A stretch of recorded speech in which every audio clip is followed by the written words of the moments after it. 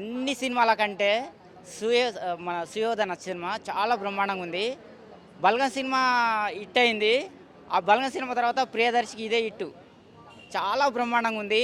Love, emotional, sentiment, twist మీద twist చాలా బ్రహ్మాండంగా ఉంది. ఇందులో ఎన్టీఆర్ తర్వాత మన సాయి కుమార్ గారు భలేగా చేసిండన్న. ఎవడు గేటప్ సత్యనారాయణ గారు చేశారు అప్పుడు. ఇప్పుడు మన సాయి కుమార్ గారు చేశారు. చాలా బ్రహ్మాండంగా ఉంది.